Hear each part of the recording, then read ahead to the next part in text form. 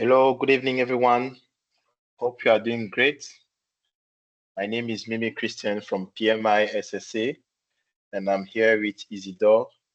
We will start in a few minutes, but while waiting for others to connect, please let us know where you are connecting from and kindly confirm whether you can hear me clearly, whether you can hear my voice, whether the sound is 5/5. Please let me know. Thanks for confirming. Yeah. So beyond the session, for us to prepare towards the PMP, is also an opportunity to connect. Project management is all about knowing people. It's all about making connection. So don't hesitate to drop in the chat section where you are connecting from, so that we welcome you. Awesome. So let's keep it coming while we are waiting for others to connect, to give them the opportunity to also start with us. We'll start in a few minutes, in less than 2 minutes, but let's keep it coming. Let us know where you are connecting from. Let us know where you are connecting from. Today, we want to see Africa represented.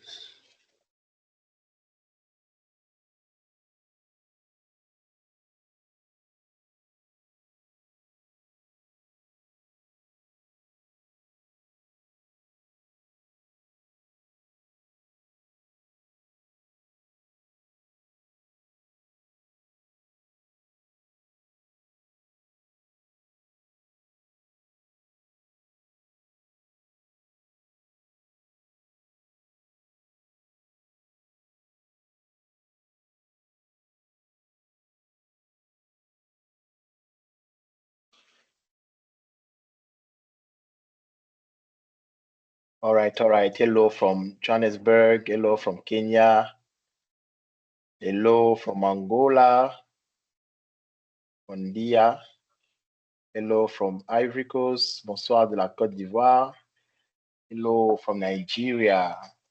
We have someone from Mauritius. Hello. Hello from Somalia. Awesome. That's great to have you. Hello from Benin, from Rwanda.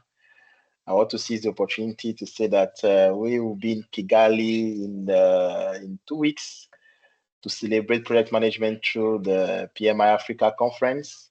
If you've not heard about it, just stay tuned. We'll share some information with you so that in case you want to join that great celebration, that would be awesome. Hello from Tanzania. Hello from Uganda. Hello from Kenya. Hello from Nigeria. That's awesome. Yeah, so let's keep it coming.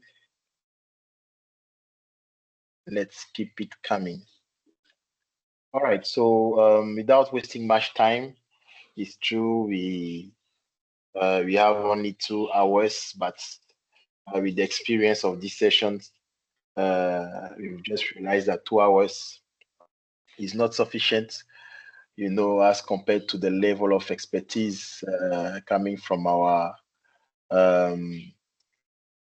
expert. So without wasting much time, we'll start. And I would like once again to welcome all of you. Thank you for joining. Thank you for making time again for this. It shows your dedication, your passion towards obtaining that certification, talking about the PMP.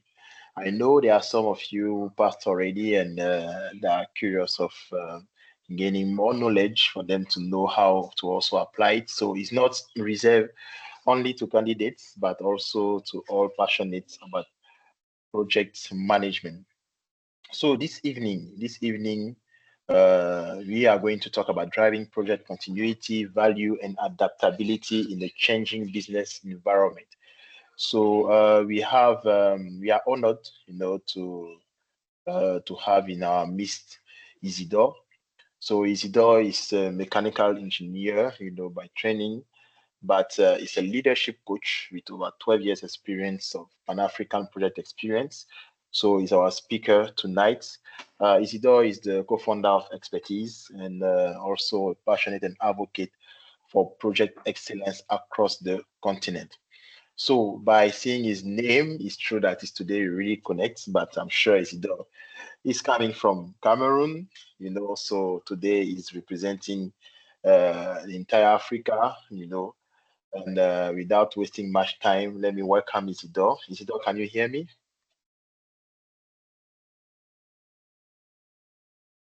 Hello, Isidore, can you hear me?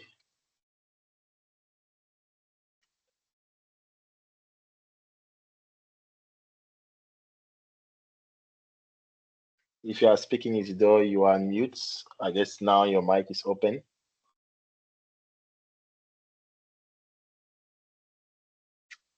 All right, so while waiting for Isidore to come up, please confirm that you can still hear me so that I'll have the assurance that I'm not the one having any technical issues.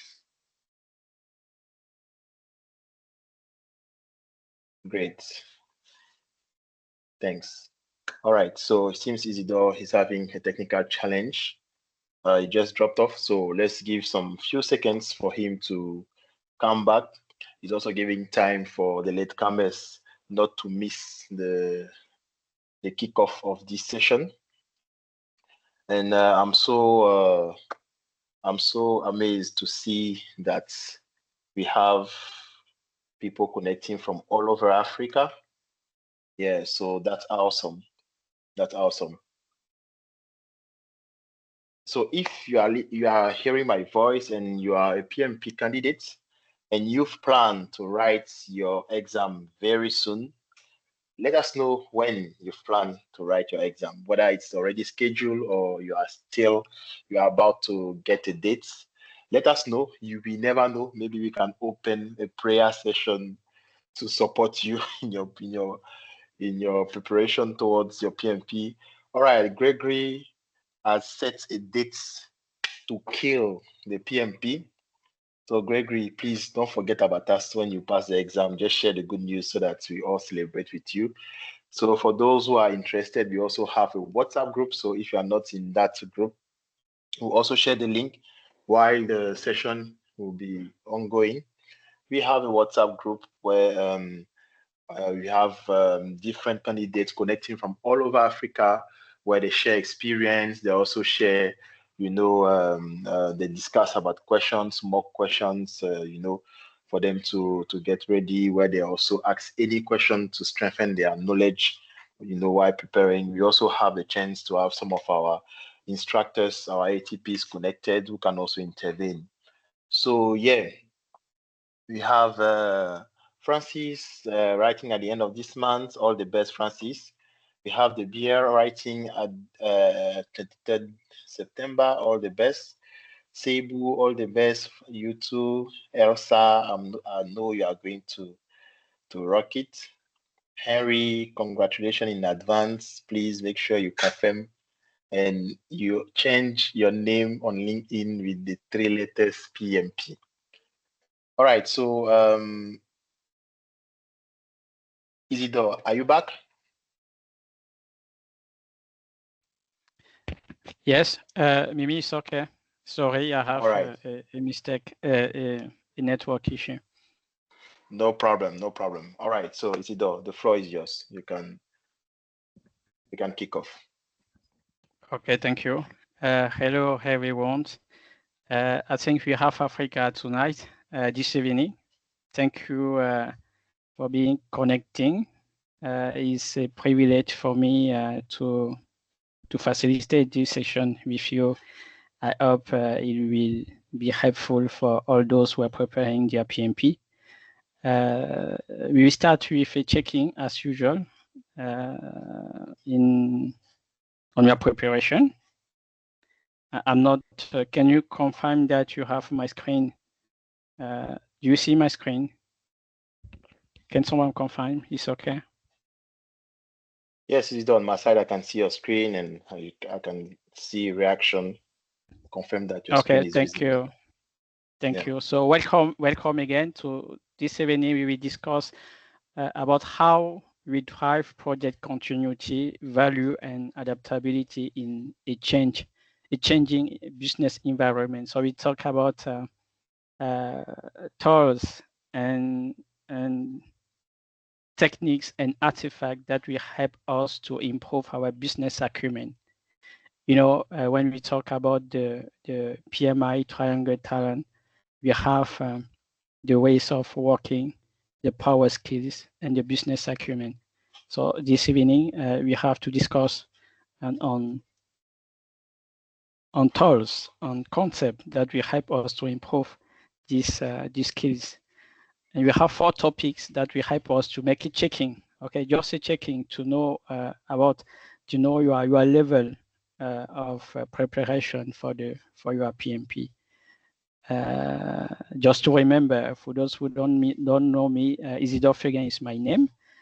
I have been working in the project management field since I think it's more than 12 years now. I'm a PMP, I'm a PMI CP, SCP2, and I'm a PMI ATP instructor. I'm the co-founder of Expertise. Expertise is a PMI ATP premier. So we help professionals to get your credentials, not only PMP. I want to remember you with this quote that we have to keep in mind: practice makes progress. Okay, that's very important, not only for your PMP, but for all goals that you want to achieve in your life. Without practice, even though your reason or your why is important, without practice, it's difficult to achieve your goal.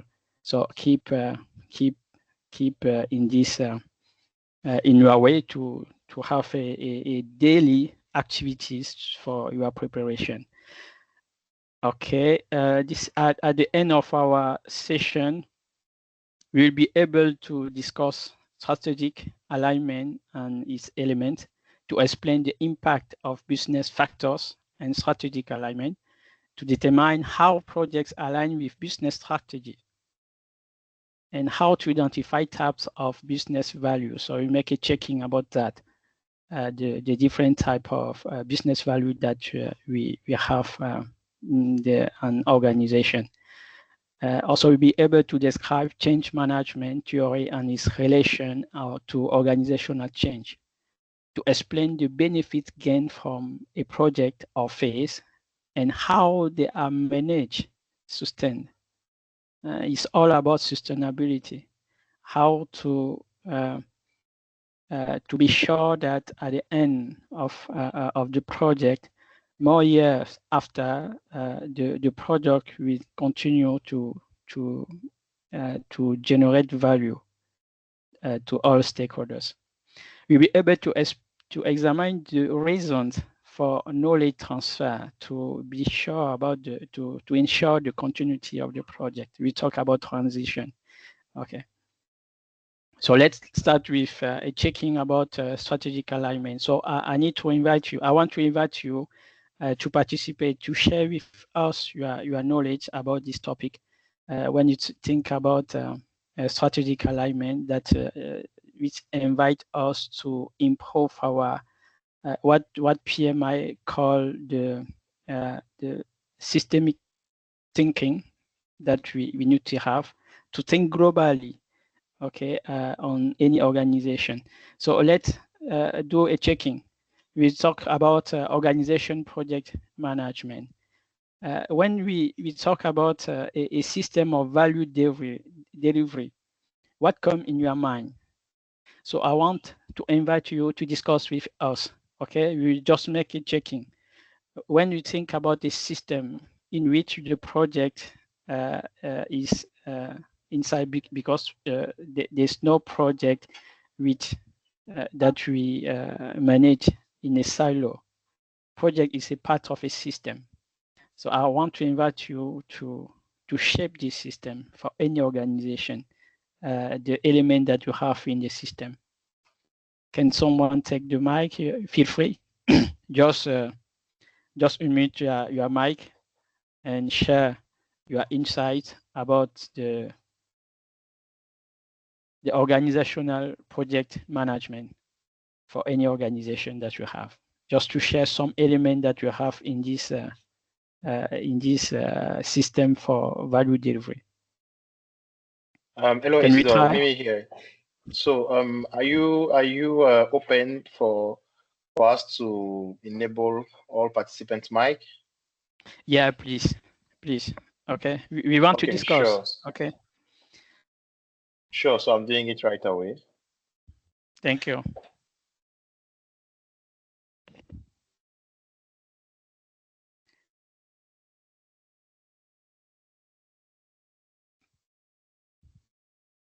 All right. So this is done.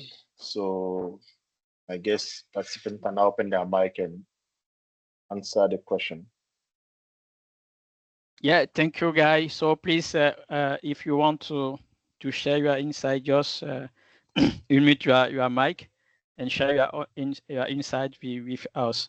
It's just a checking about element that we have in this system for value delivery for any organization is the same. Okay, the structure can be different, but we have the same element.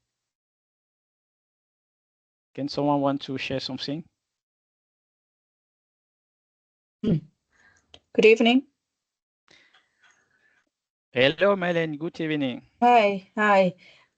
My thoughts, I'm thinking maybe a system value delivery, could it be maybe to ensure that your project actually makes a difference? It's not just about following all the processes and procedures, but making sure that you get something out of that project. It must make a difference for the people you're working with or for, and for the business. My thoughts. Yeah, thank you. Melin, I want you to add something. When you think about an organization, about the system for value delivery for your organization, which element can you share with us that you have? Can you identify?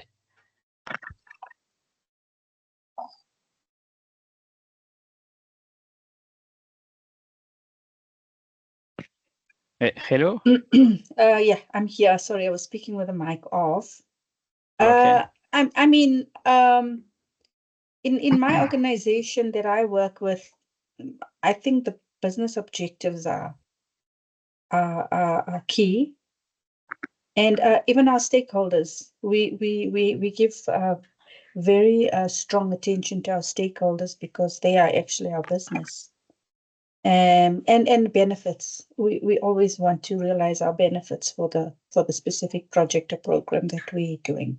I don't know if does that resonate with the question you've just asked?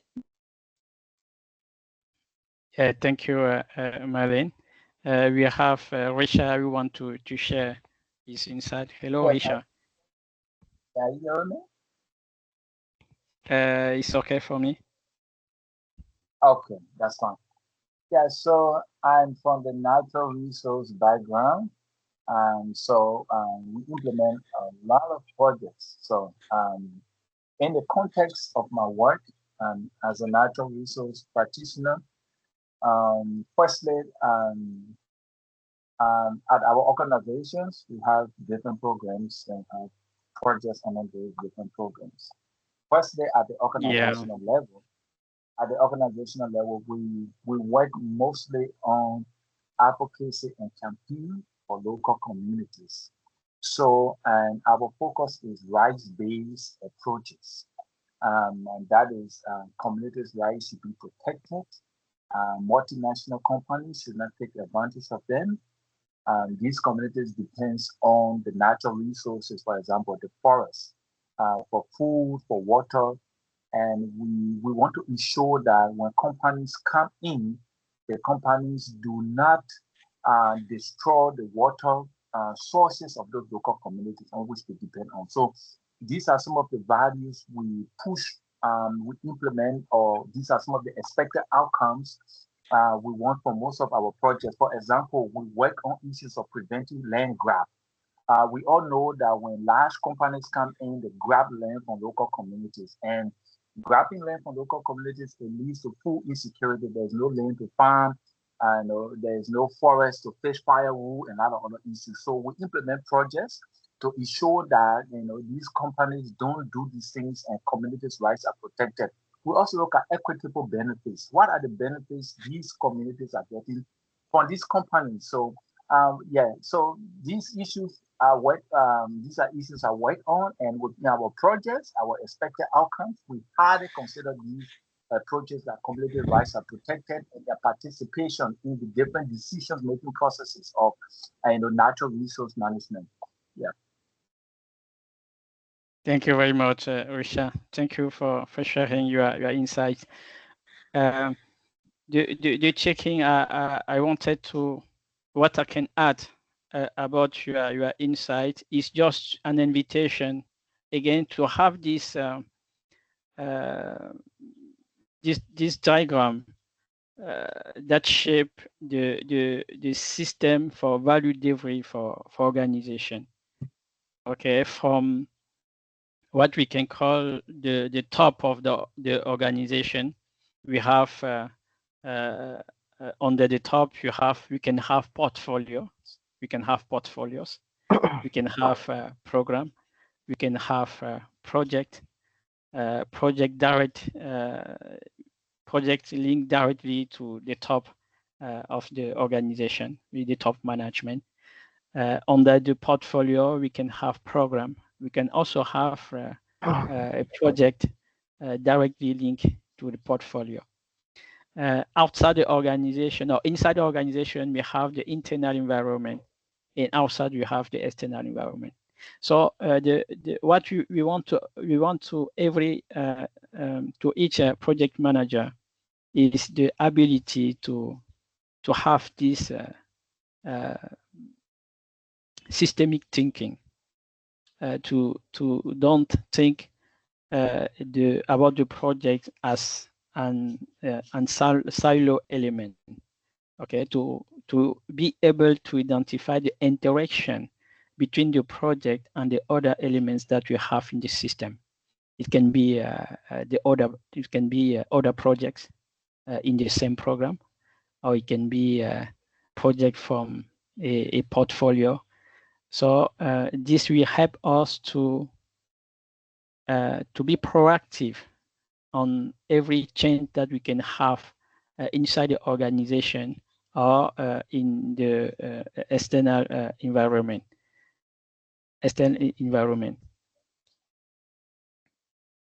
Okay, so the organizational project management can be defined as the strategy execution framework that coordinates project, program, portfolio, and operations management, and which enables organization to deliver on strategy. Okay, and when we talk about the strategy, it's not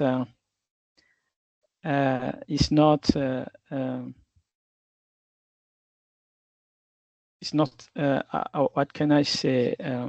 It's not an abstract word. Okay, a strategy we have it. We can have element from every strategy on our intranet in the organization. In any corporate communication, we have elements from the strategic management. So it's very important for us as a project to be able to know the elements that we have in the strategy of our organization. Okay, the same thing for the project. So I want to invite you here to share with us the elements that we have on the strategic management for organization. So what came in your mind, if you can share with us when you talk about strategies? When you talk about strategy for organization, which elements come in your mind?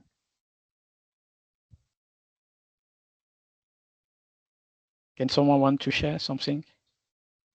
Hello. Yeah. My name is Bosco. I'm joining in here from Uganda. I think when we talk about the elements of strategic management, I believe strategic management happens at the portfolio or the program level, depending on the structure of the organization. And I'll be looking at things like the mission of the organization, the vision of the organization, their core values, and also maybe their strategic objectives or what the strategy is. And these, most of the time, this is backed up with a strategic plan, depending on how it is structured. But this is a plan that is looking at 5 or even 10 years in the future. So all our projects, we expect our projects to align with this mission, vision, strategy, and the core values. And this means it is these programs and operations, rather programs, portfolio, and operations that are going to cascade down at project level now. So to me, this is what I could say. Thank you. Thank you very much, Bosco. I think it's perfect. Okay, it's really what I wanted to hear. That's the element that you have on the strategic management for any organization. So it's important for any project manager to know more about that. It's not acceptable to be in an organization, and when we talk about the vision or the mission, you are not you are unaware about that. Okay, that's very important. That will help you to establish the alignment between the objective of your project and the strategic objective of the organization. So we start to understand the why of the organization, of our organization, and to understand the why of our project, and to be able to establish the alignment between the two. Okay, because we launch any project to resolve a problem in our organization, to make move the organization from state 1 to state 2.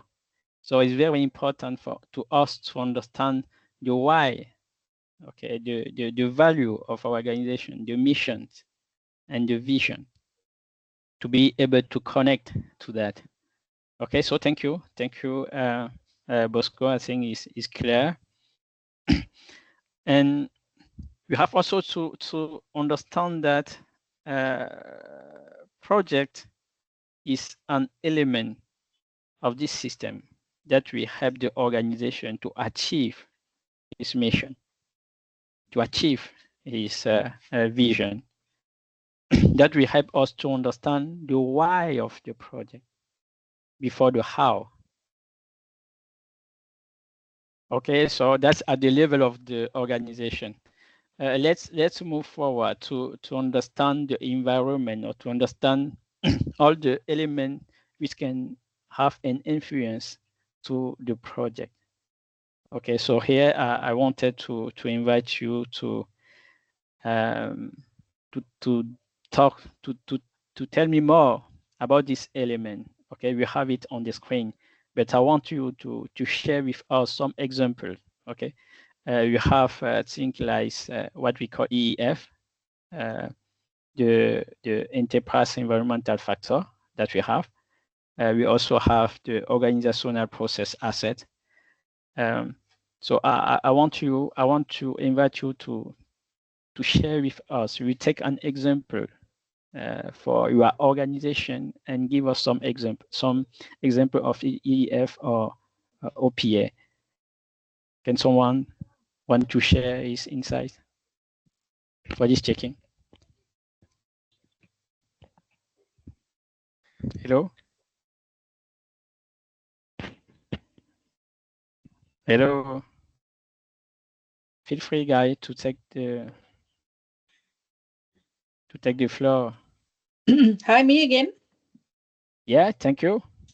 I mean, I am familiar with EEF and OPAs, but I am very limited knowledge.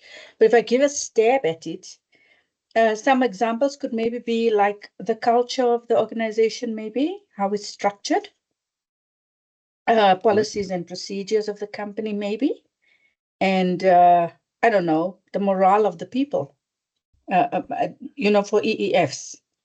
Yeah. just an example. And then for OPAs, I'm thinking maybe things like change and communication, procurement, those kind of things. I don't know if I'm on the right track because of my limited knowledge, but I'm thinking that should resonate with something like OPA and EES. Thank you for sharing. Thank you. I want I want the group. I want to invite the group to add to what Melen say, or to modify what she said.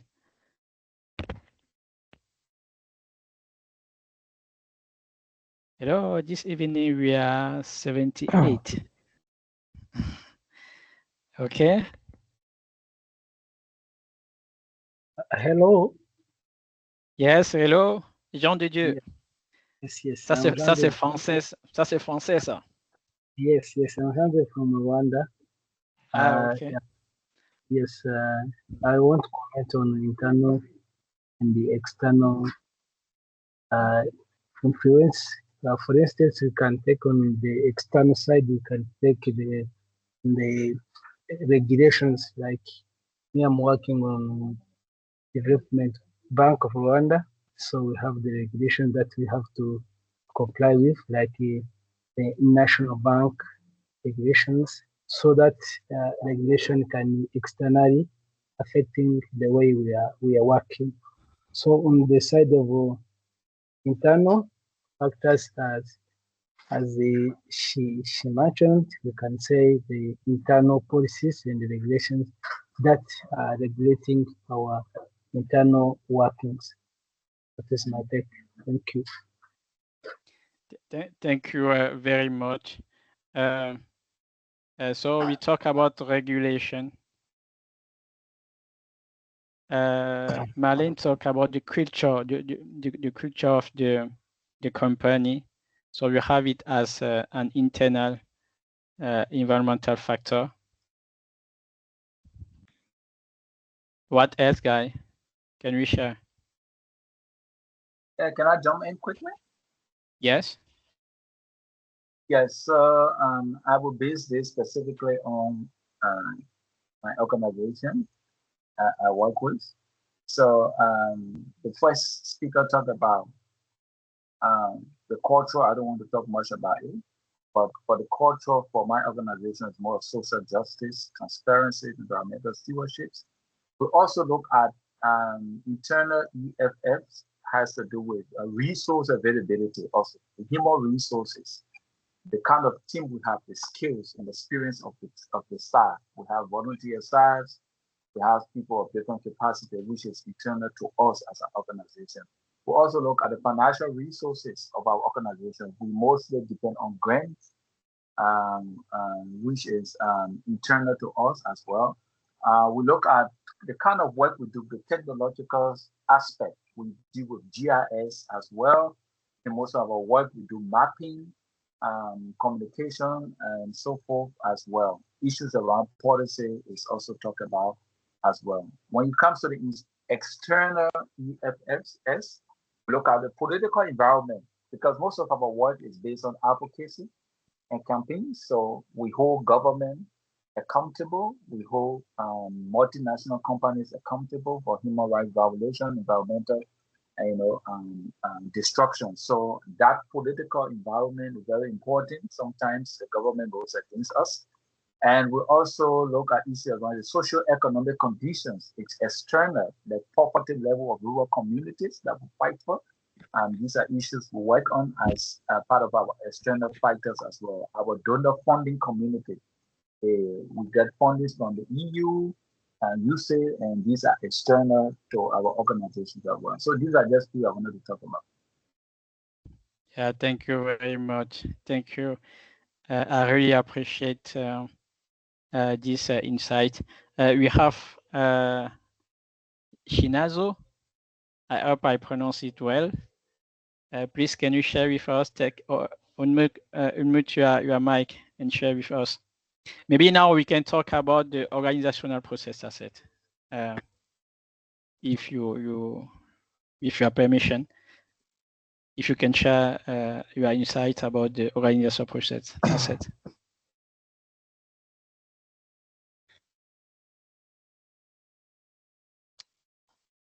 Yes, Shinazu, you can take the floor, please.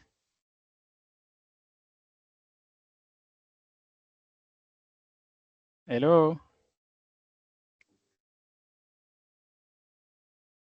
Okay, Hilary. Okay, yes, let me add something on the OPAs. Yeah. I'll give an example of probably the historical information of past similar projects, or basically the lessons learned register as one of the OPAs also. Thank you. Yeah, good. Thank you. Yeah. Okay. We have another hand, guys. Guys, feel free to participate on this checking. After the checking, we have some practice question.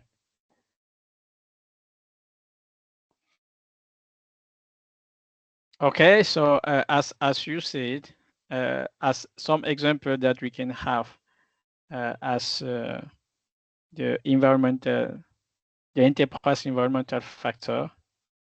As internal, we have resource capabilities, we have organizational culture, we have IT software, distribution of facilities.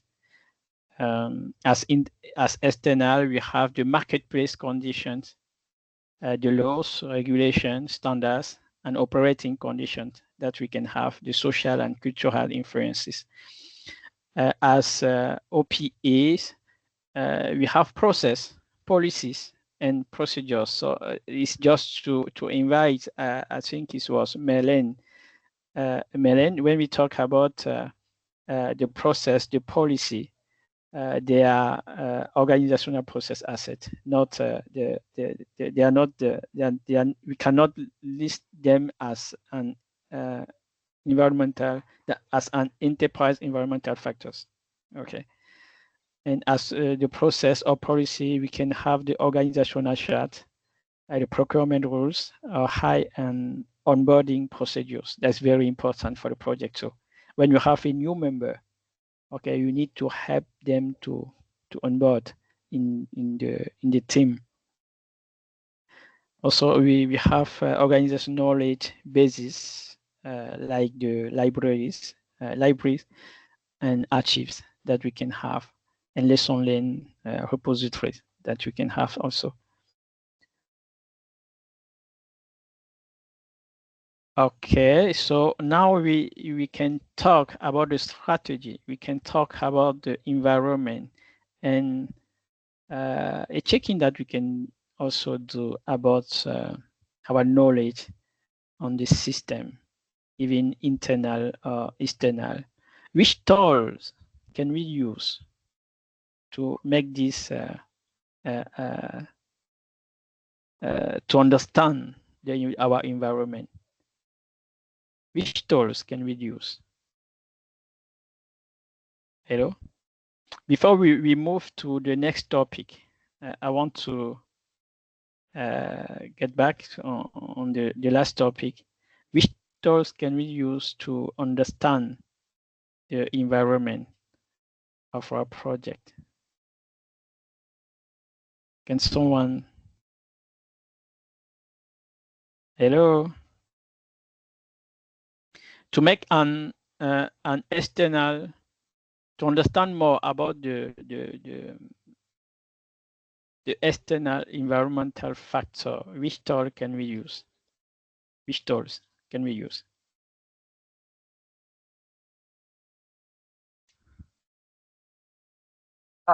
Hello? Yes, Risha? Which terms? I don't understand the question. That's why. Okay, in project management, we use tools to apply the principle, or to have to obtain some output.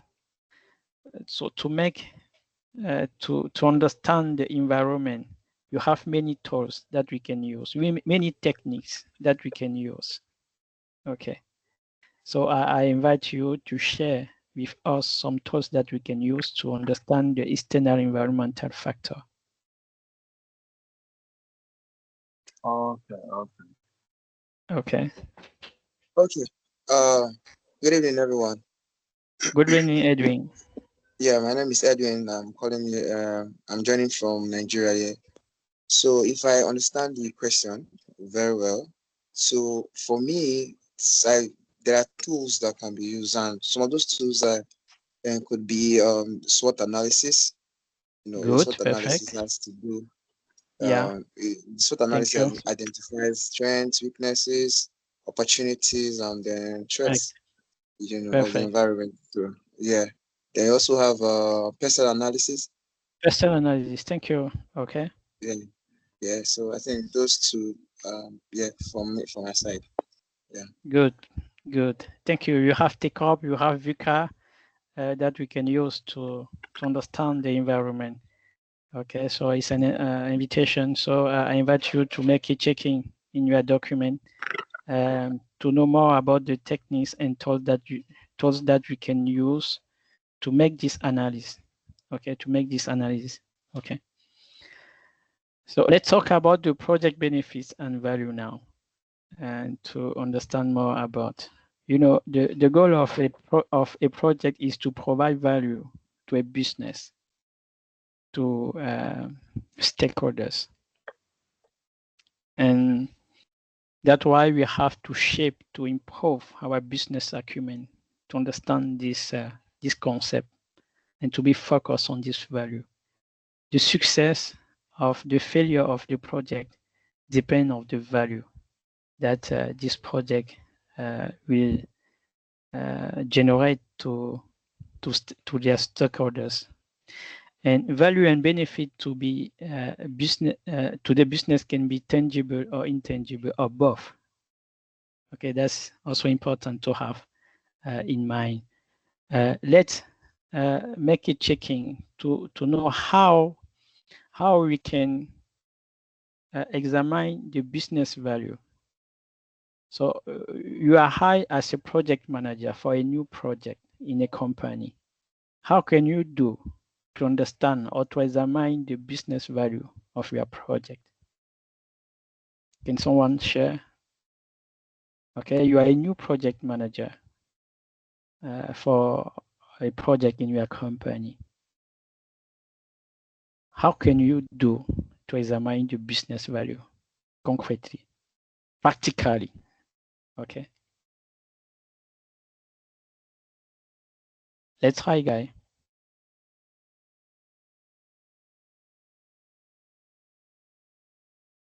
Hello?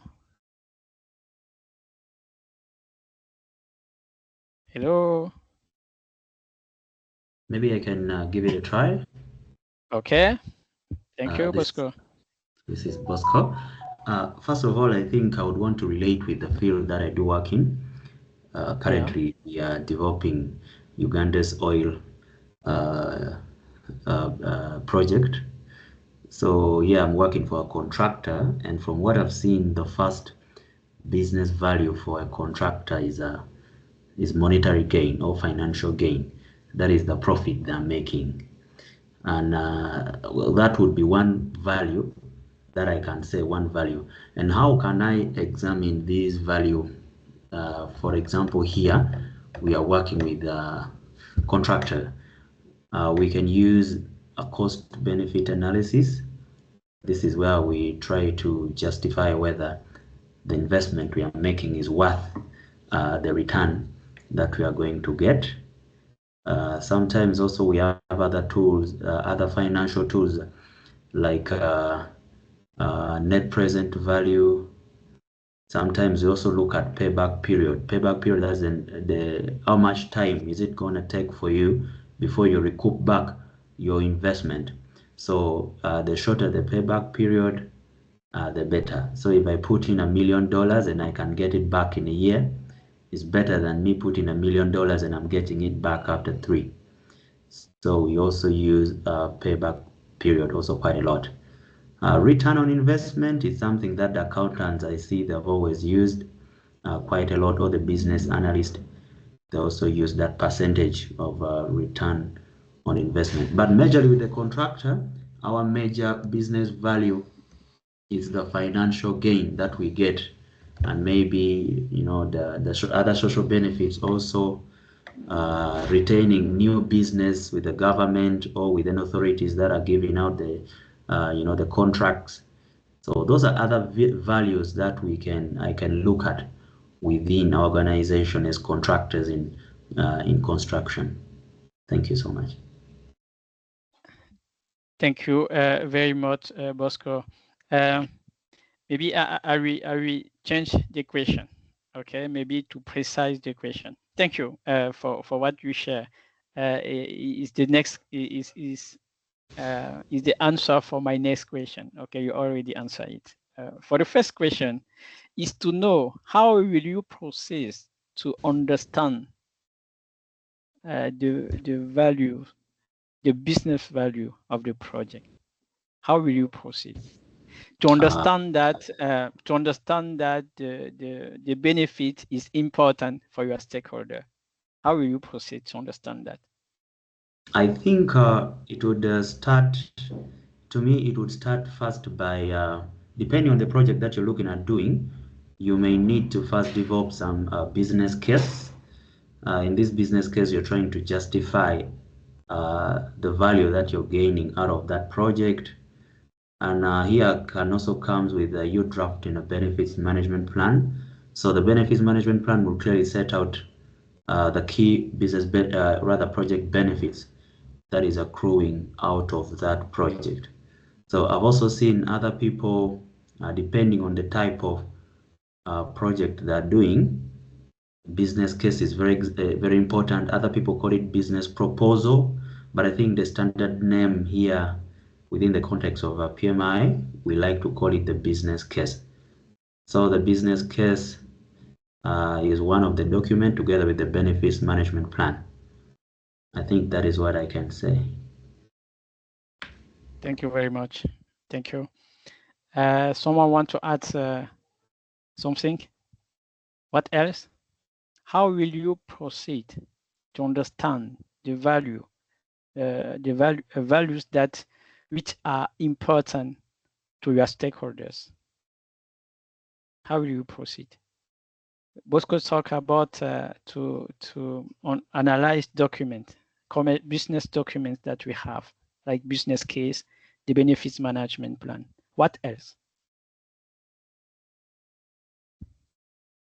Remember that value is not just tangible. You have intangible value. How will you proceed to understand the intangible value in your project? Hi, I've put something in the chat, but I'll read it out anyway. So I was thinking along the lines of building strong relationships with your stakeholders, all of them, Good. the users, the sponsors, your team members. As a PM, you must be open to change. And I think also it's important to review key documents like your business case, your project chart, etc. Perfect. And perfect. Lastly, you must understand how success will be measured. You must educate yourself to understand how you will measure the success of that business value. Good. Thank you. Thank you. Thank you very much. Just another point I wanted to add is for value, for the business value to come out, what do the stakeholders want? We need to answer that question. What do the stakeholders need? Because it should be aligned to the strategy, to the reason why the project is there. So for it to have value out of it, we need to know if we are going to achieve the scope of work. Are we in alignment with what the scope needs? Are we in alignment with what the project, what the success will be? What is success for that project? So for you to get value for that project, does it align to the core of the business, the strategy? Does it answer the questions of the stakeholders? Do we answer the scope of work that is required? So if you have all those answers, that means you're going to be able to provide value for that. You're able to provide value which will help the business gain from this project. Yeah, that's it. Thank you very much. Okay, I think we are the best group in the world. I'm very impressed by your answer, by your insights. Okay, I'm very impressed. This means that your level is very high. I'm not surprised to see many certified. I think we have many certified PMP certified this the last week. Thank you for sharing your insights. In the chat also, I see many insights. We talk about stakeholder analysis. Yes, of course, that will help us to understand the value. So here is some here is a guideline.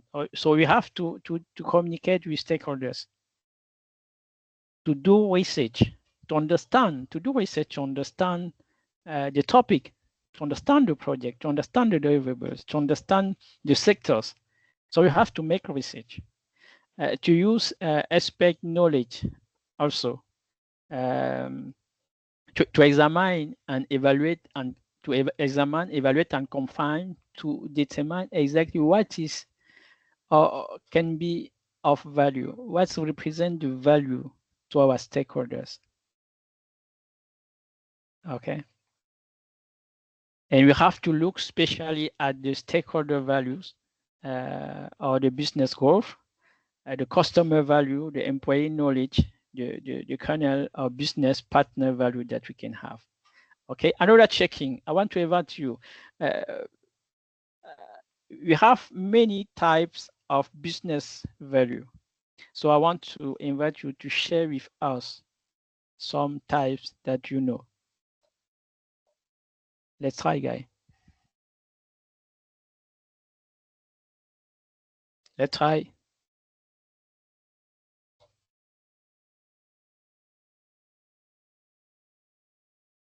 I prefer that we open if you can unmute your mic to share, it will be very interactive. Remind that when we talk about communication, you have many techniques of communication.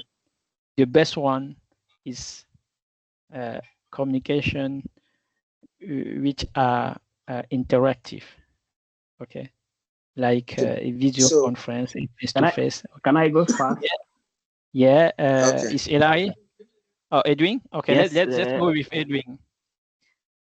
Okay. Okay. So let me just give you an attempt. Okay. So for the business value, I know that the business value can be categorized into several types. You have the financial value. Financial value. Then, yeah. Then we have operational value. Then those are just things that are coming to my mind right now. I don't know if I'm close. Thank you. We can add. Yeah, I can add regulatory compliance of a business. Yeah. Okay. Okay. In which case?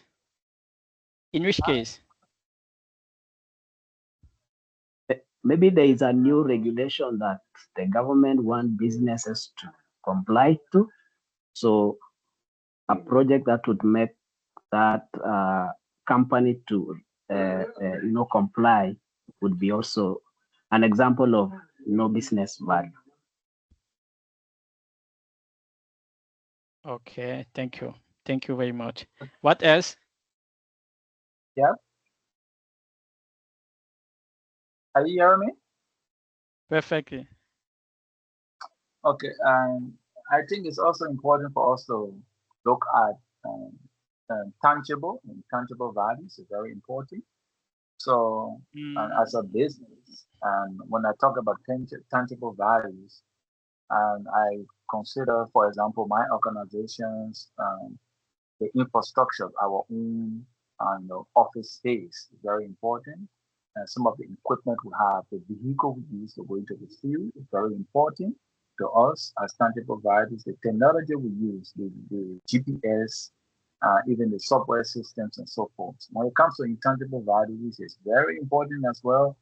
You could also look at the repetition of the organizations, especially brand repetition. Some of the values we hold most is how do we satisfy our customers, customer satisfaction, which is very important to us as an NGO, how we work with local communities as well. One of the values I think an organization should have is the employee. How do you manage your staff, your stakeholders? Employee morale and culture is very important. So these are values you need to look at. They are intangible, but they are underlying, values that drive the organizations to success. So yeah, so these are few values I would love to talk about. Thank you. Thank you very much. If I say Also, yes, let's go. yeah. So also, there's one I left out, and then this has to do with the social value. I feel for every business, social value is very important. This has to do with the positive impact the business, leaves on the society, the environment, and then your community. So I think the social value is also one of the business values. Thank you. Thank you. Okay, thank you. Okay, as you said, we have financial gain that we can have as a type of value. We can grow our market, so to have new customers, and social benefit, as you said. The value can be the position that we have on the market, to be the first, or to be the second, I don't know. And also improvement. We can launch a project to make improvement in our processes, in our organization, maybe to save more money or to increase our incomes. We already talked about regulation, so we can launch a project to be aligned with the standards of regulations. Okay, thank you. Thank you for sharing again and for your participation. I really appreciate that. We already talked about business documents, so let's move on. We talk about the business case and the benefits management plan. You should know the content of this document. That's very important. And now I want to invite you. We already list some of this method. Now, how can we measure benefit? We already start. Let me move on. Okay, we talk about we have to know that we have two methods to measure benefit. We have what we call the business-based measurement. How to remind the method that we align as a business-based measurement is to know that when the smaller is better. Okay, so if you have two projects, the project which has the smaller value than the other one is the better project. So we have methods like the payback period and the opportunity cost. We also have the financial based measurement. To remind this is with this principle, bigger is better. Okay, so if you have two options, or if you have two projects, the project which has the better return on investment is the bigger return on investment is better than the other ones. Okay, so we have methods like the time value of money as the net present value, also the return on investment.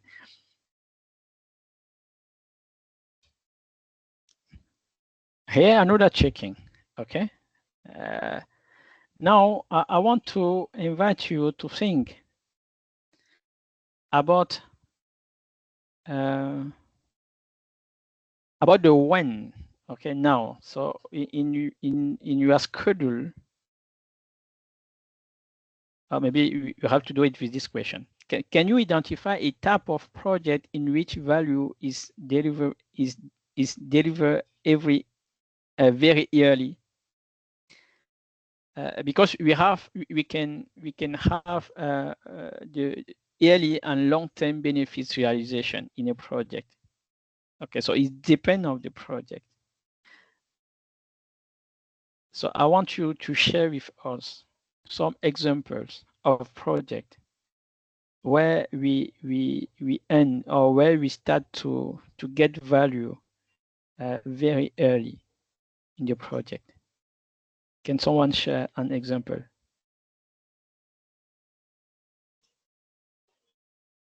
Hello? I don't know if you are getting me. I see Yeah. Shanaz has his hand up, so he can go first. It's fine.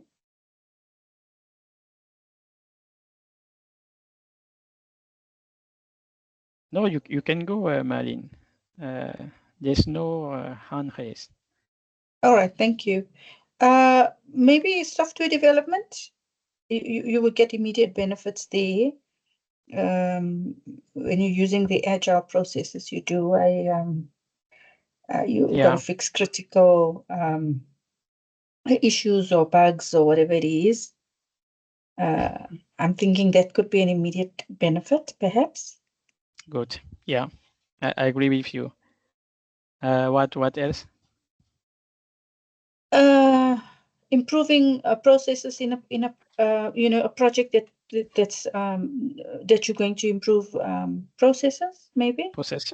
Yeah. Okay. Good. Perfect. And can you share some maybe one project in which value is delivered months or even years after transitions? I don't understand. Can you just rephrase? Can you share with us an example of project in which value is delivered months or even years after the transition?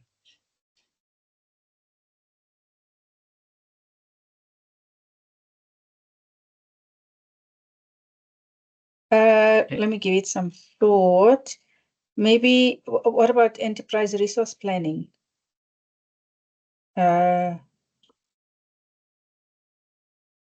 I'm thinking that's long-term benefit. I'm long-term benefit. Is that right, eh? That's what you're asking. Yeah, long-term benefit realization. Realization. Yeah. Maybe, I mean, maybe like, I mean, ERP is usually organizational change. Or it could be maybe culture transformation. I mean, that's not very often heard of, but it's what comes to my mind for long-term benefit. Yeah. Research and development.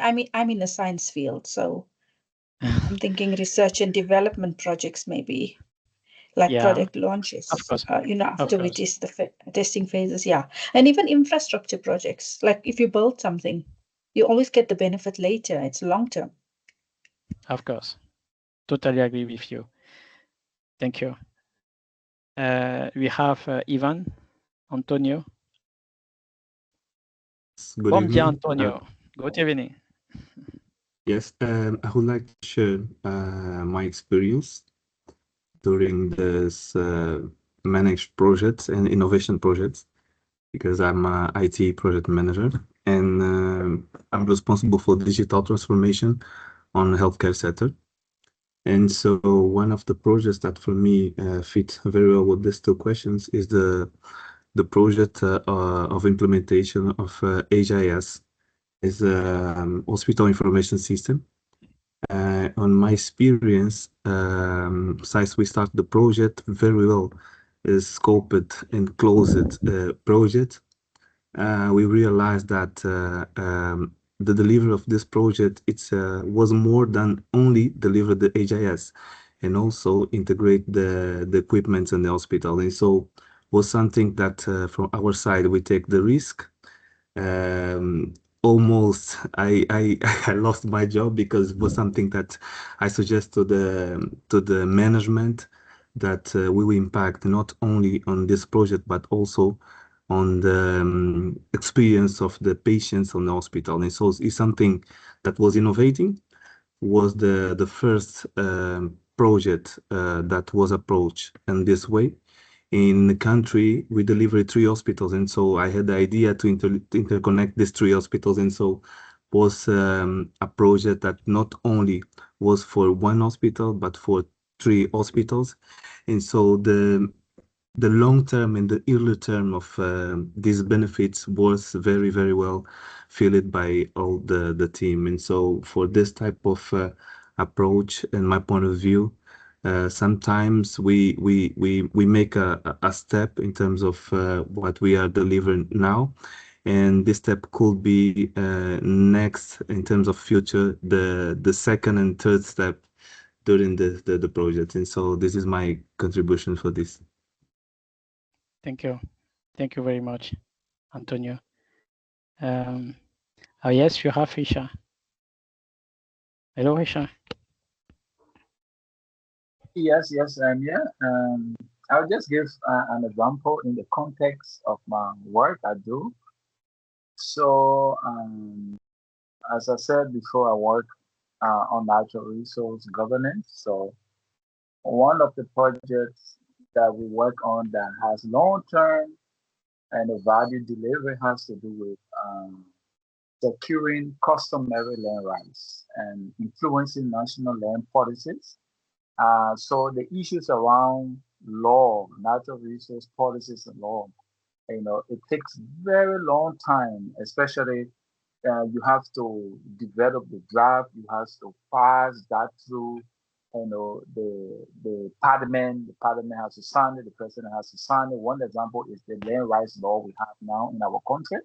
It takes a lot of time. And the value of that law, which has to do with securing land tenure, empowering communities and reducing conflict, it takes long time for that value to be delivered. Because after the law is passed, we have to build capacity currently as we are doing. We have to ensure that community land is secure before community has that kind of ownership and start to benefit from the land, their customary land. So it is a long process which is ongoing now, which we started years ago, and it is still ongoing. And sometimes the value is incrementally delivered. So we have to watch out for that. And through the lines, through the processes, we have values. We should not overlook the little values we get because it increases over time. Yeah. Thank you very much, Risha. Thank you. Okay, so why are adaptive life cycles are designed to deliver incremental value as soon as possible? It may be years after a predictive project closes for benefits to be realized and value delivered. It all depends on the nature of the work, the type of the project, and the intended outcomes. So it depends on the context. Okay, it depends on the project.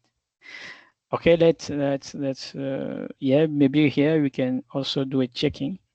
Okay, in a predictive life cycle project, who can be the benefit owner? Hey guys, let's try. Who can be the benefit owner? You know, as a project manager, you should know the benefit owners of your project. In a predictive project, where we usually have to deliver value years after, who can be the benefits owner?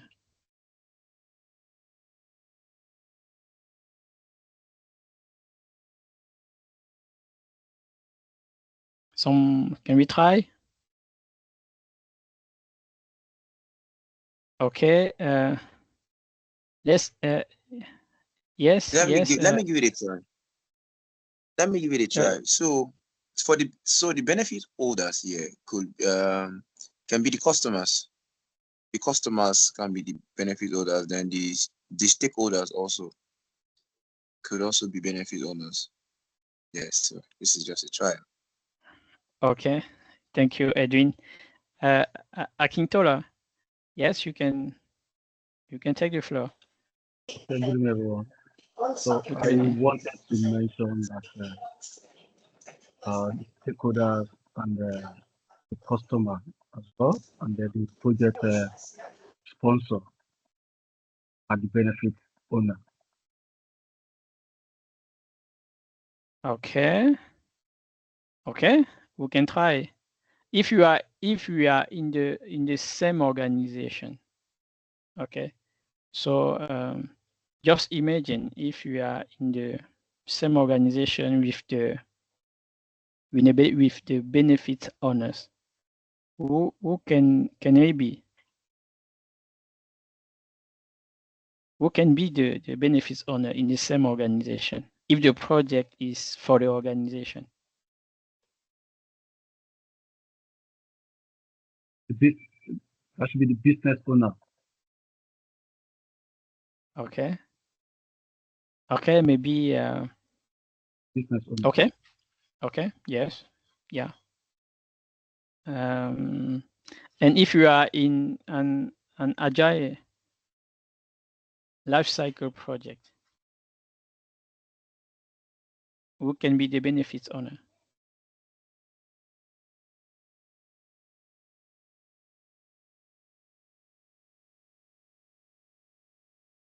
Who is Sorry, I'm just responsible? going to jump. Customer.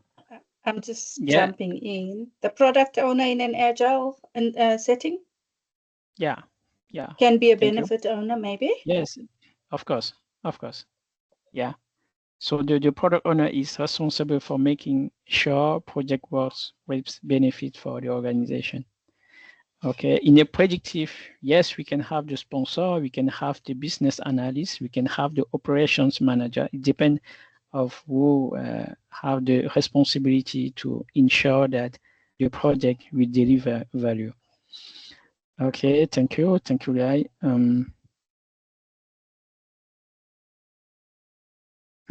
Let's move to another topic. Okay, we have many practice questions to do. As we think, we start our discussion, our conversation to talk about the environment. You know, as you know that change is inevitable.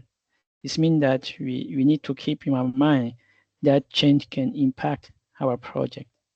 So it's very important to us to know how to manage change, how to manage the impact of change in our project. So I invite you now to share with us if you can share with us a guideline that we can follow to manage organizational change impact on our project. Can we share with us a guideline that we can follow? Yes, Peter.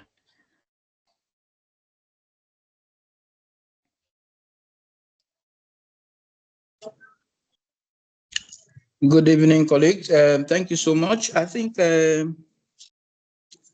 in terms of guideline for change management, I think in the predictive or waterfall systems, it's always laid down in the management plan, change management plan, and it's mostly agreed before, and it has to follow a change control process, wherein the project manager have to ensure that if stakeholders have requested for a change, that change has to go through the change control board after evaluations maybe have been done on specific impacts that are there. In terms of agile, it is a little restricted in terms of what should happen. However, it is flexible in such a way that it has to go quickly into the product owner's bag, where the product owner can put it into the product backlog. Over. Thank you. Thank you. Okay. What else? Thank you, Peter. Thank you for sharing. Okay, here is the guideline to manage organizational change impact on project. First, you have to assess the organizational culture. And when we talk about the culture, you have many aspects that we can highlight as the risk tolerance, as the organizational structure, as the leadership style that we can have. That's very important to assess that. Okay. Next, we have to evaluate impact of organizational change to project and determine required actions.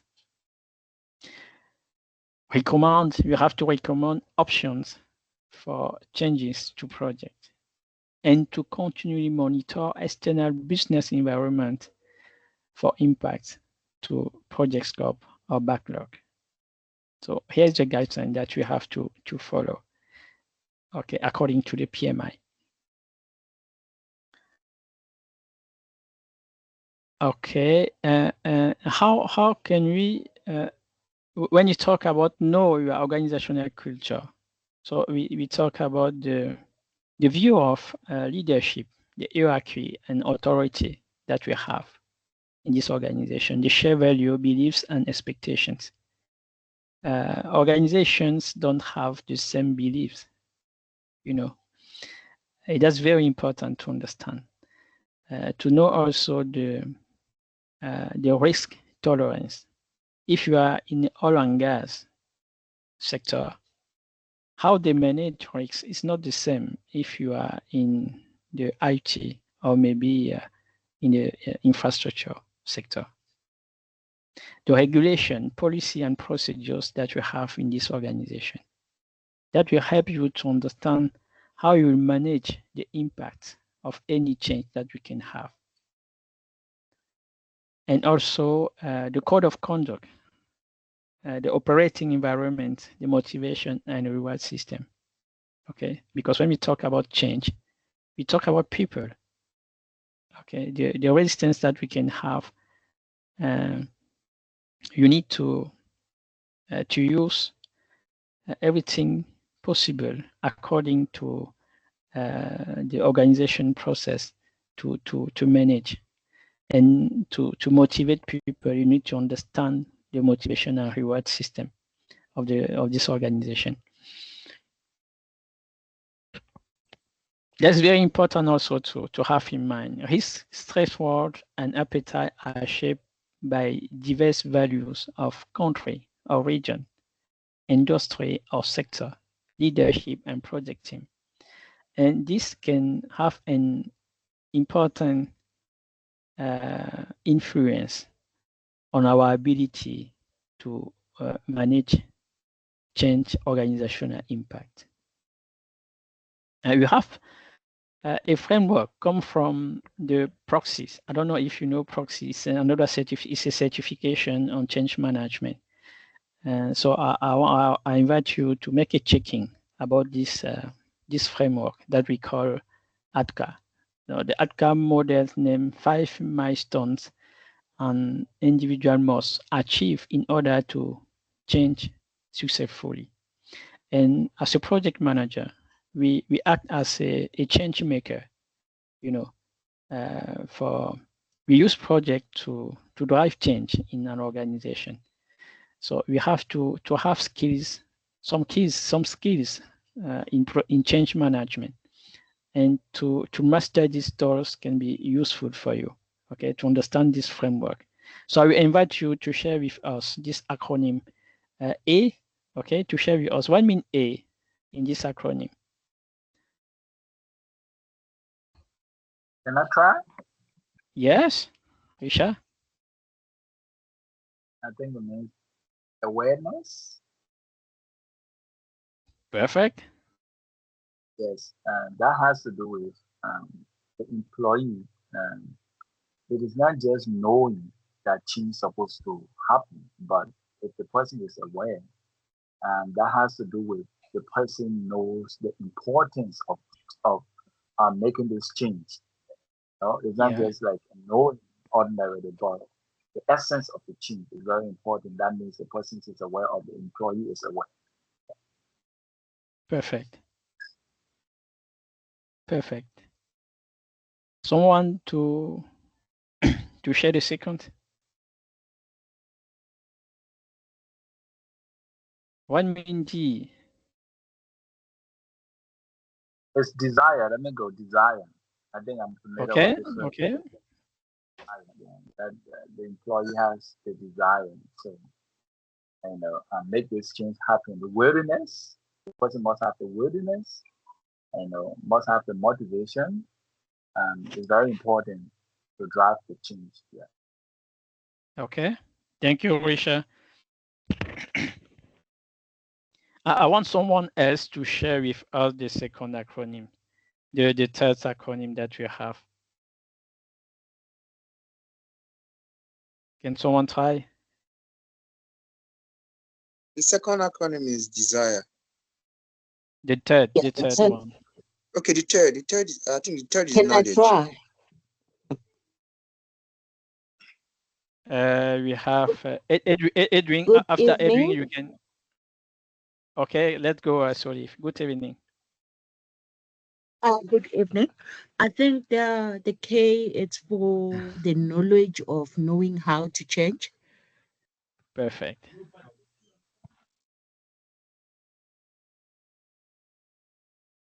Edwin, the fourth. Let me try the next one. So since she's already spoken about the knowledge, and the next one is ability, and I think the ability is it has to do with the developing the ability to implement the change, right? So Of course. you have to have the ability to implement the change. Yeah. So that's the next one. Okay. Okay. Good. The last one. I can try.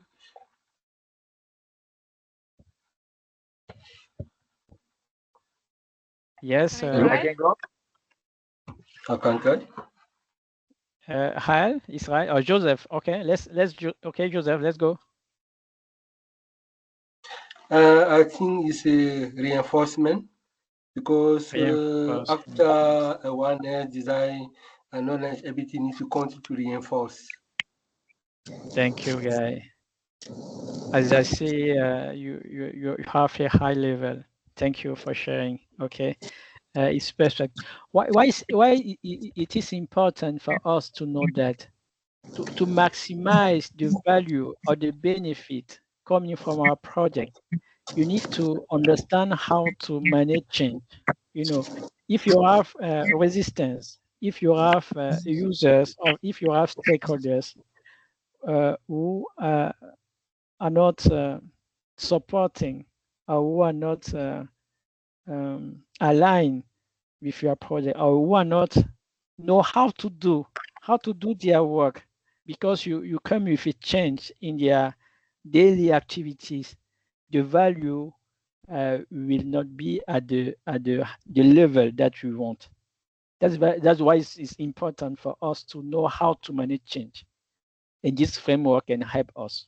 Okay, it's a process for individual that can help to grow to drive change in the organization.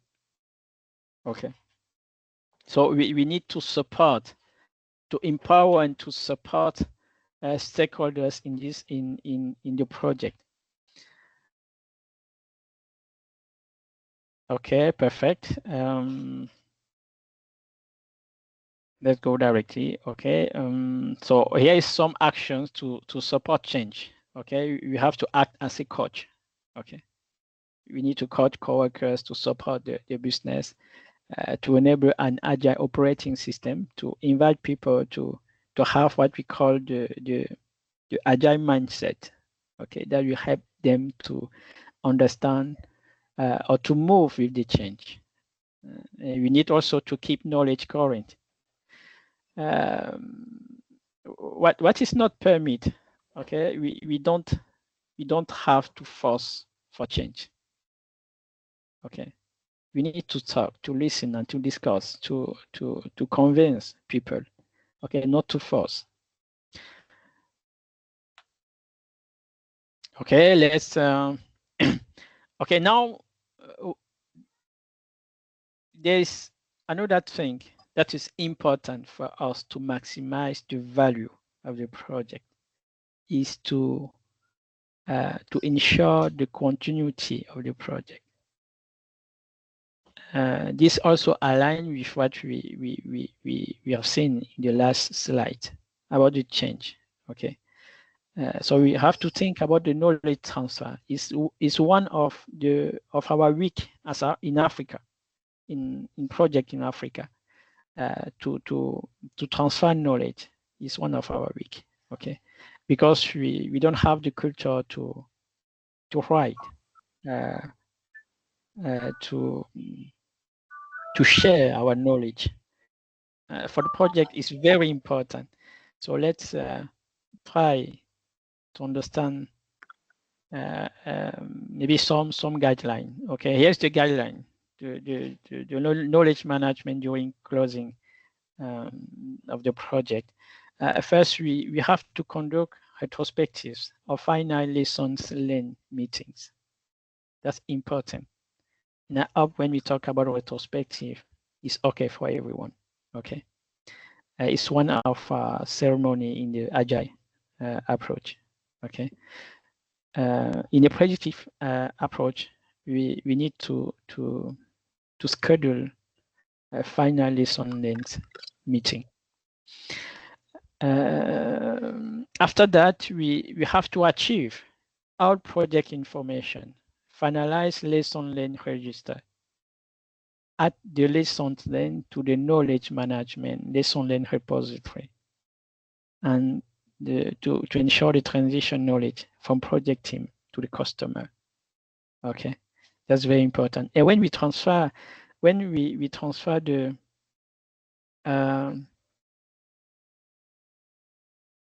this knowledge, the project document to the customer, we ensure that we transfer it with the configuration management system. That's very important. That will help the customer to understand our artifact or document. Okay, let's move. So in this, we have when we talk about retrospective. Okay, I hope you know how to do retrospective. You have some guideline in any PMI support for the PMP in the and when we talk about lesson learned, we have many typical topics that we need to cover in lesson learned about schedule, conflict management, sellers, customer, the experience that we have during the procurement management during the project with sellers or suppliers. We also have strategic and tactical lessons learned that we need to have in our lesson learned register. The most important one is the final report. Okay, in a final report, there are some important elements that we need to have. The description to describe activities undertaken, including deliverables and milestones. So the description of the project, the scope objectives, quality objective, cost objective, validation information. So it's very important to have a final report with the minimum information that we need. Okay. So good. Let's go. Let's jump to the practice question now. To be sure that are you ready to jump? How many minutes you have? Okay, let's go. Okay, so we will share the question. We take 1 minute to share your answer in the chat. After that, we will discuss about the different options. We make the feedback. Okay, just a feedback. There's not wrong answer. Okay, we are 85 connected. So we need to have I want to have, I invite you, okay? I want to see, I will really appreciate if I see at least 80 answers in the chat, please, guy. Okay, so let's go with the first question.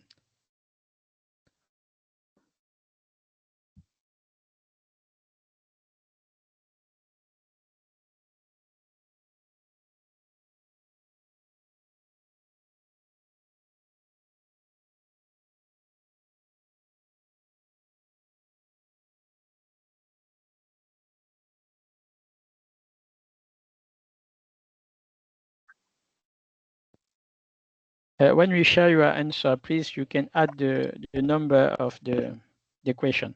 1E, 1B, 1C, please.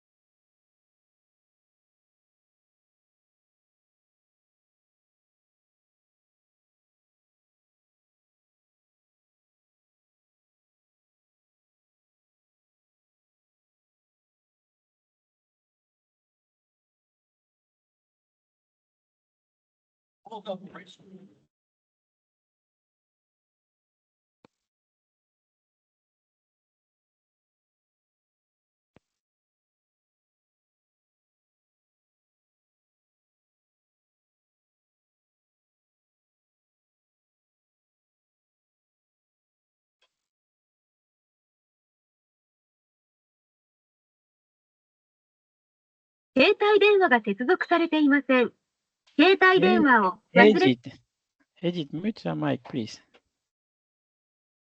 Thank you. Okay, so let's.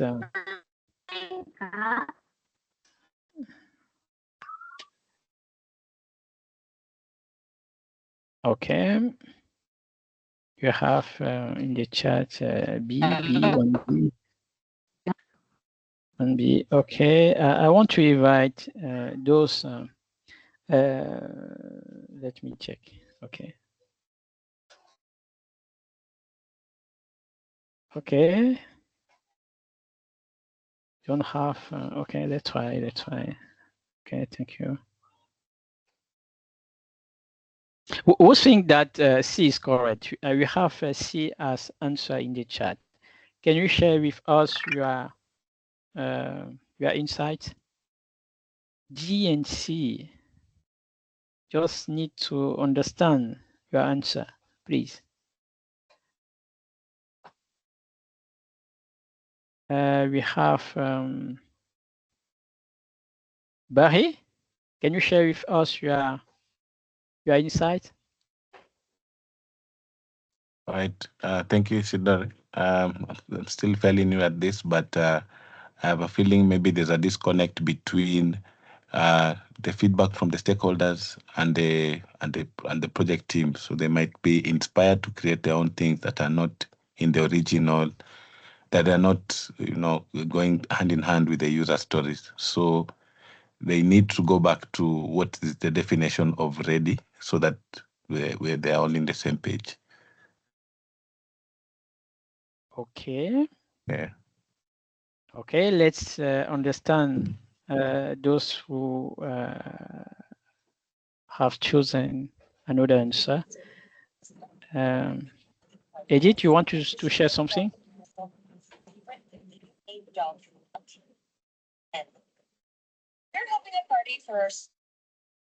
Okay.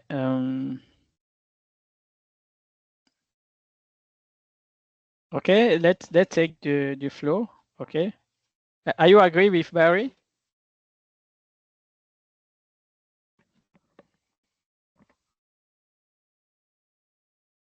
Hello.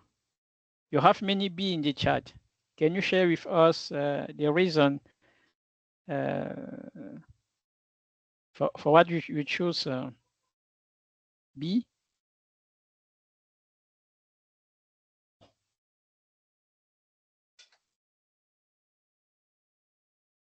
Do you want me to call? Joseph, can you share with us? Why did you choose B?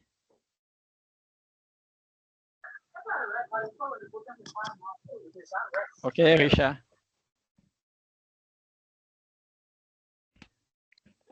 Can I try? Yes, you can try. I've chosen B because the team must focus on delivering features that users actually value. So the best way to do it is to have the product owner engage stakeholders and prioritize based on real users' needs and feedback. That's why I chose B. Okay. And why didn't you choose the other answer? C. Maybe C, for example. Focus on creating a better definition. Mm, Okay, it can improve what the definition of already, but it doesn't solve the correct issue. Users don't want this feature, so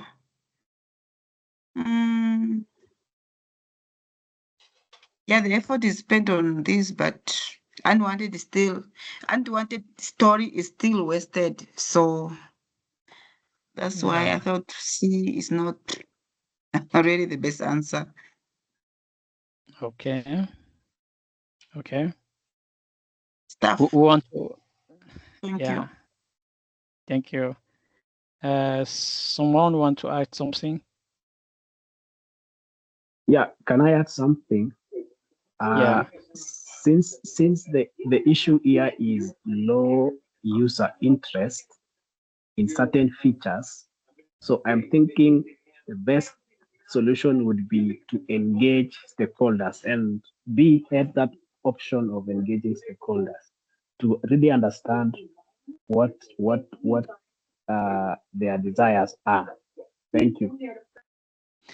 Okay, perfect. I want to invite you to share with all the keywords, words that will help you to choose B.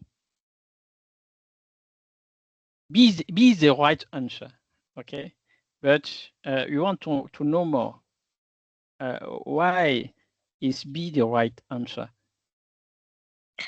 Hi, can I take a shot? Yeah.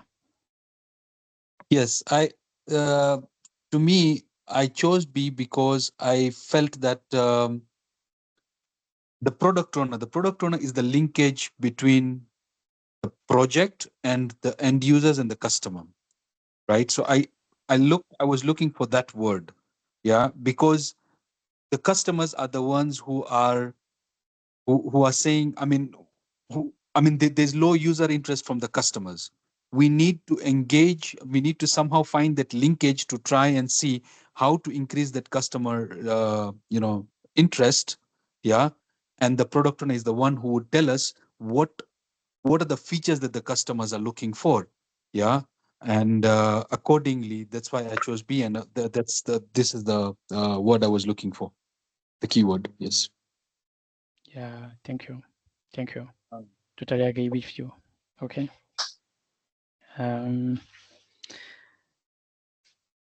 Okay.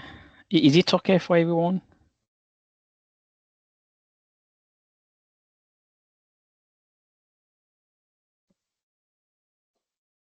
Okay, if it's okay, let's move. Okay. If you can do at least 5 or 6 questions, can be good for today. Let's go.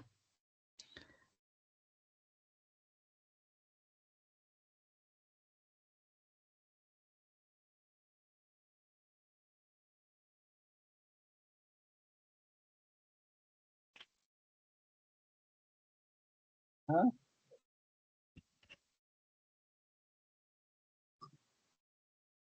Huh?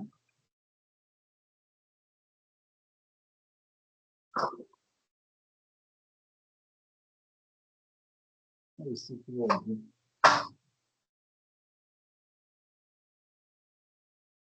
Bye, sir. Go sit in there. Go. Now we can learn.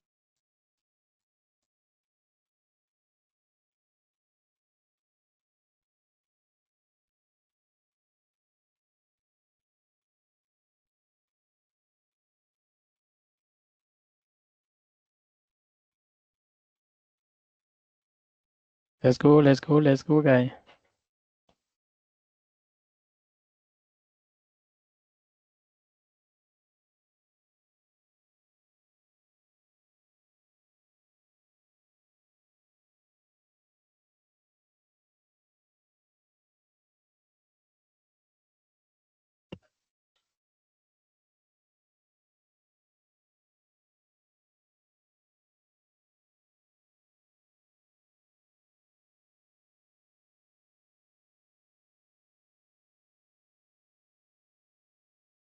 Share your answer, guys. Share your answer, please.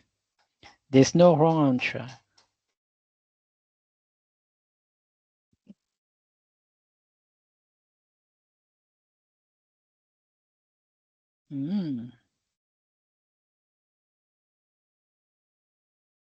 Okay.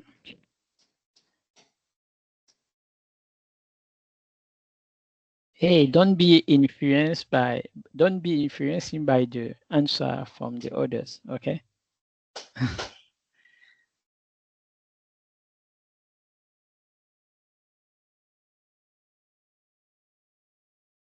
Okay, good.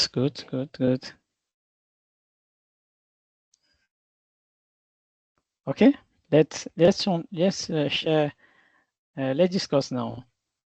To share your point of view about this question. Who want to take the floor? It's me, Suliwe. Okay. Thank you, Suliwe. Okay. I chose A and C because both A and C, they're talking about the stakeholder, which is very relevant to the question because it's saying the product owner is reviewing notes from the latest stakeholder and then discussing the project, the proposed changes. And then I didn't choose B because B is talking about Tim wrote the new idea on a yellow stick, and then not anywhere in the question it talks about the Kanban board and all that. And also D, the question doesn't talk about quality or anything related to quality. Also, I've also eliminated E. I'm not sure why, but yeah, I find it irrelevant. E. Okay. So let proceed with elimination. Okay. Just start with E. Okay. Who do not agree with that E is one of the two right answers? Yes, Joel.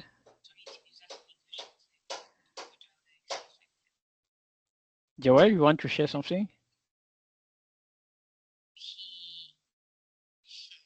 Oh, okay. People who don't those who didn't choose E, can you share with us why you eliminate E?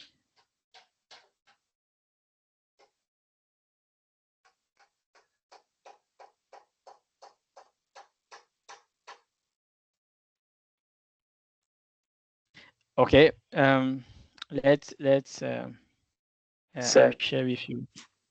Yeah, that's the right answer. Yes, of course. Yes, so I did not choose it because I feel like if it's from a previous iteration, it might have been dealt with, has been resolved. So there's no need to bring it up at this time. Thank you. Thank you. I totally agree with you. E is not a good and is not the right answer because when you think about agile approach, when we start an iteration or sprint, we can't not make a change during the iteration on the backlog sprint. Okay, it's not is not aligned with the agile approach. Okay, we already discussed about that the last week.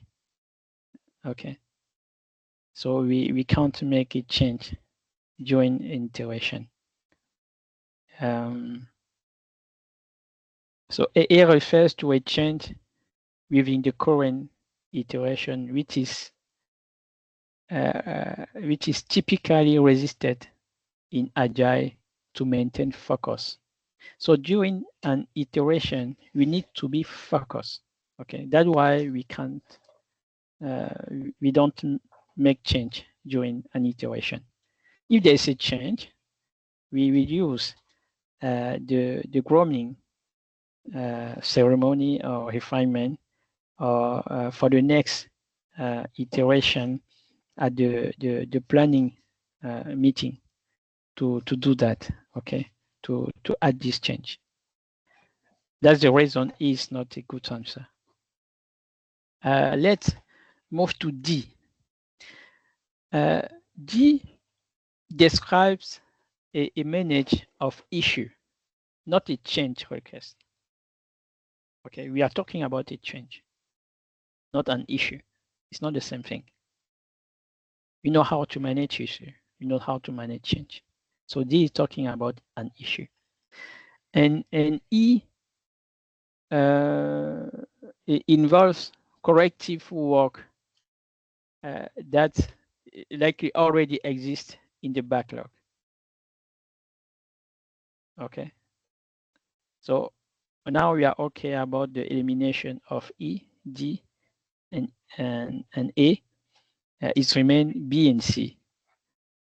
Okay. So the right answer is B and C. Is it okay? Yeah. Okay, good.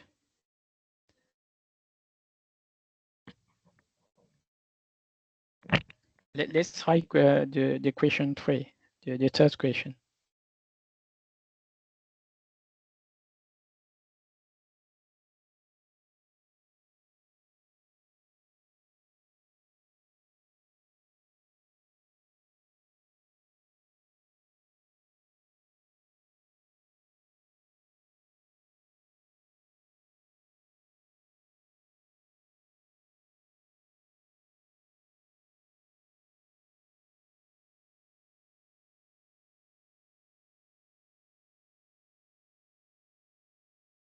Yes, it's an easy question. Okay, let's do it quickly, please.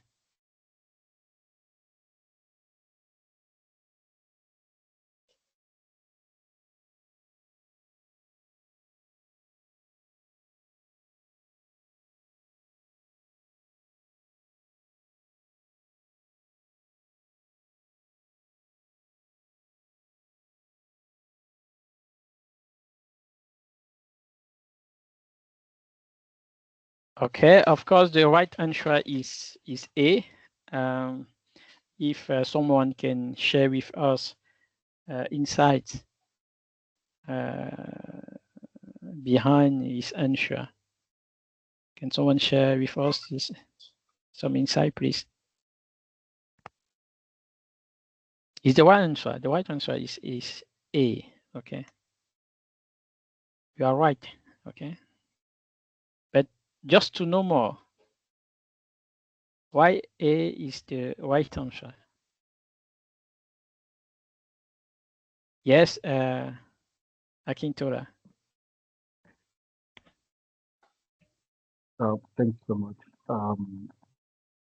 Why A is the correct answer is because the project charter is a document that authorizes project manager to execute project.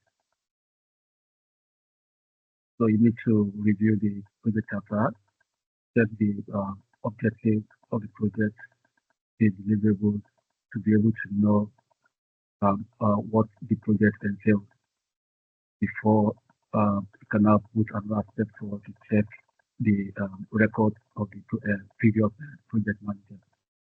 So that's the reason I choose A. Thank you. Thank you. Okay. Yeah, as you say, the project charter is one of the most important project documents. As a new project manager, you need to understand, to know more about the how do you say, the agreement between you and your sponsor. Okay, and there's another reason. In the project charter, you have many information about the goals and deliverables that you want. Okay. Thank you. Thank you for sharing, guy. Oh, sorry. Question 4. Let's try.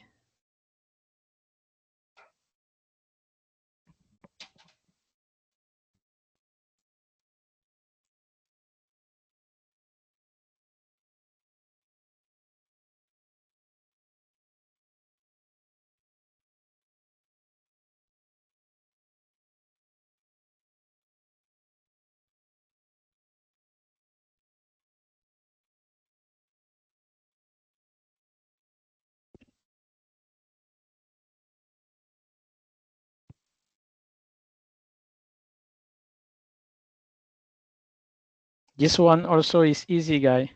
So share your answer, guy. Share your answer.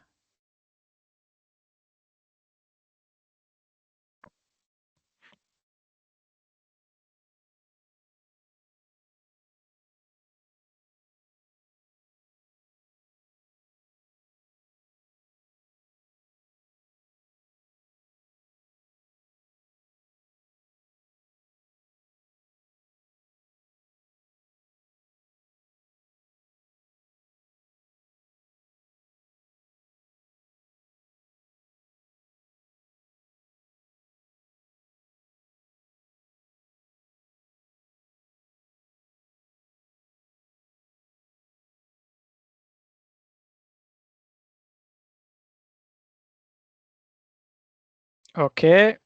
I want to hear those who have chosen D.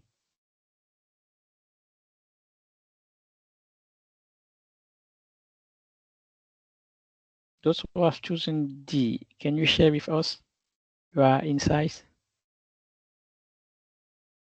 We have, yes, you have many D as answer.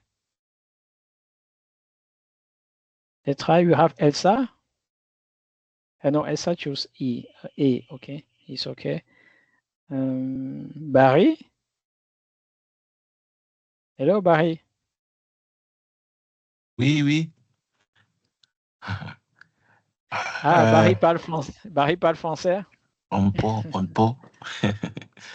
I picked D because I'm also assuming that the assumption, restriction, preliminary scope, all that should be part of the project charter, and for the project manager to begin the project, it needs a go ahead from the sponsor, and it will be the first point to start. The rest seems like the planning part of the project, not initiating, and we are still beginning the project. So you think that can we talk about the project manager without the charter? The charter.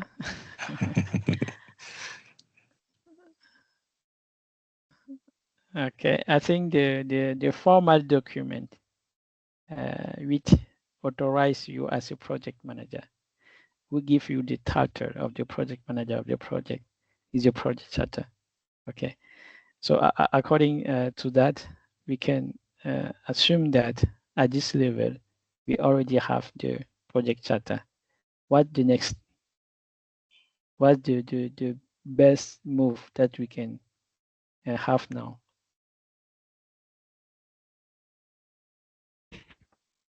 Yeah, Barry. A to Okay. review. To review what the goals, what the scope is, and yes, to understand the project. Of course. Yes. I think it's okay for everyone. Let's try the question 5.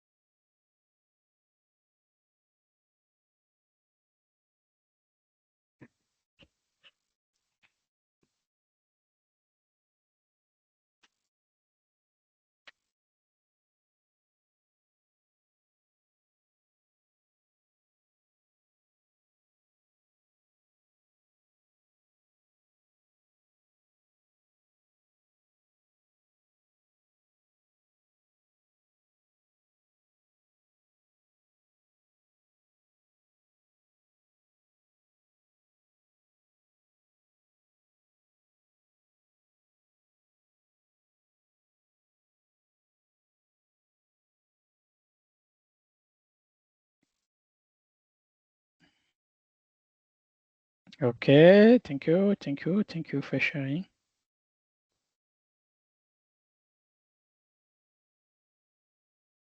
Oh, okay.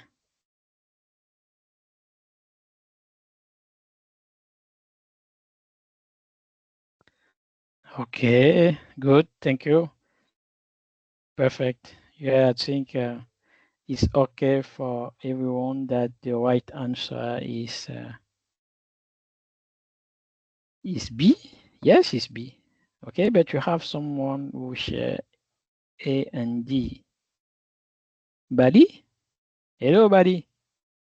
Can you share with us? Of how you want it to be buried. I was simply looking at the minimal. No, not Barry. Okay. Oh, okay. Not Barry. Okay. I see Bali. All right. I don't know if Bali can take the floor and share with us. You have chosen A and D. Okay. Well, Good evening. No, I did not choose A and B. I was asking what was the previous answer? Was it A or D? the previous answer was A. Okay. All right. Thank you. Thank you. Okay. Okay. So it's okay for everyone that the right answer is B. Okay. I think the time. Okay. For today, I think it's okay for today. Hello, Mimi. Okay, so we will stop here today. We will share with you the presentation we are using that will help you. We have another questions that we have prepared for you.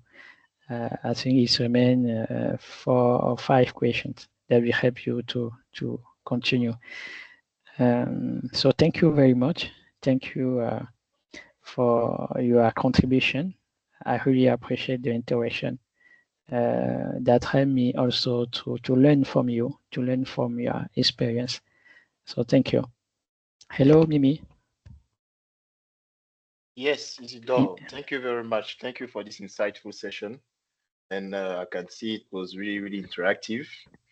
As I said when we started, 2 hours is not going to be very long. So we hope to have another session with you again. So please, I would like the audience to join me in thanking Isidore for his delivery, and just to also stay connected with him, you can check on the screen now to continue the conversation with him.